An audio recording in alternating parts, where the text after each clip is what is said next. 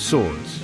They're weapons, they're tools, they're symbols. Not many weapons are as celebrated as swords, and even fewer are as mysterious as the jian.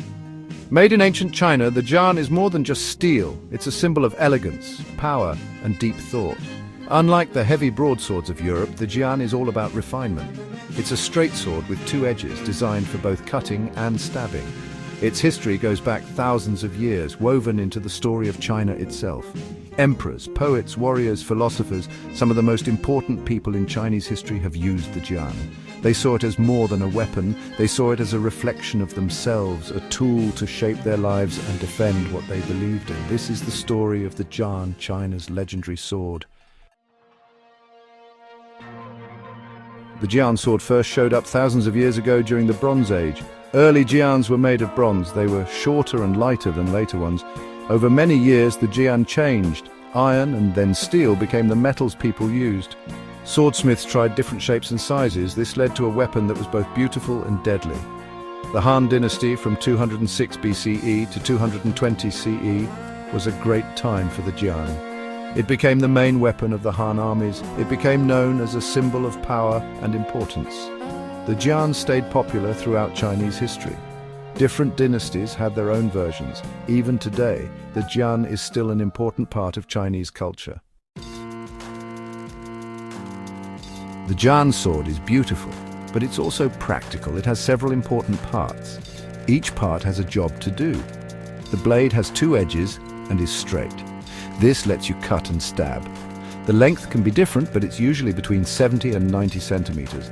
The hilt is where you hold the sword. It's usually made of wood and covered in cord or leather. This makes it easy to hold. The guard protects your hand. It's between the blade and the hilt. The pommel is at the end of the hilt. It helps with balance and can be used for hitting. Making a jian sword is hard. It takes a lot of skill and artistry. It can take months or even years to make just one sword. First, you choose the materials. The blade is usually made from steel. The hilt can be wood, metal, or even bone. The steel is heated up and then hammered and folded many times. This makes the metal stronger and gets rid of anything that shouldn't be there. This is called folding. Once the blade is the right shape, it is heat-treated. This means heating and cooling the blade in a special way. This makes the steel hard but also flexible. Section 5: Fire and Steel, the art of jian smithing. Making swords in ancient China was a respected job. Swordsmiths weren't just craftspeople, they were artists and spiritual people. They took their work very seriously. The forge was a special place. The sound of the hammer, the fire, and the sparks were all part of making the sword. Swordsmiths believed their own spirit went into the swords they made. This close connection between the swordsmith and the sword is easy to see in how well the jians were made. These weren't just weapons. They were works of art, made with the soul of the person who created them. The best jian swords were said to be balanced, graceful, and deadly, like no other weapon. Warriors and collectors loved them. Section 6: Masters of the Blade, Legendary Jian Wielders. Many warriors throughout Chinese history have used the jian sword. Some of these warriors became legends. People still talk about them with respect. One such warrior is Xiang Yu, a general from the Qin dynasty. He was known for his amazing strength. People said he could use a jian sword that weighed over 100 pounds. Another famous jian user was Yue Fei, a general from the Song dynasty. Yue Fei was a great strategist and a skilled swordsman. He is remembered for his loyalty, patriotism, and bravery. These warriors and many others helped make the jian a legendary weapon. Their stories still inspire people today. Section 7: The jian in battle, a legacy of valor. The jian sword was useful in battle. Both foot soldiers and soldiers on horseback could use it well. It wasn't heavy and it was well balanced, so it was good for quick moves. One of the best things about the jian was that you could use it to cut and stab. This made it hard to fight against.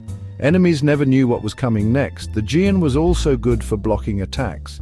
Its long, straight blade was good for reaching, and its two edges meant you could block from both sides. The jian sword was important in many battles in Chinese history.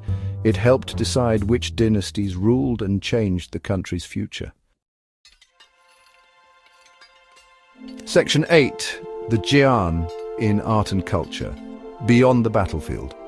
The Jian sword wasn't just for battle. It has been important in Chinese art, writing and philosophy for a long time. In art, you can see the Jian in paintings, sculptures and other art forms. It often represents power, grace and skill in fighting. The Jian is in many classic Chinese books and poems. It's often part of the story or shows something about a character. In philosophy, the Jian is connected to Confucianism and Taoism. It represents good character and spiritual growth. The Jian sword is still popular in China today. It's in movies, TV shows, video games and more. Section 9. Conclusion. The enduring legend of the Jian. The Jian sword is more than just a weapon. It's a symbol of Chinese culture. It represents China's history, art and philosophy. Made with fire and rich in tradition, the Jian is still interesting to people. From the bronze swords of long ago to the finely made steel blades of later times, the Jian has changed over the years, but its main idea is the same. A weapon of elegance, balance and deadly beauty. The Jian sword's impact goes far. It has inspired artists, poets and philosophers for centuries. People all over the world are still fascinated by it. The Jian shows the skill and artistry of the Chinese people. It's a symbol of the enduring spirit of China.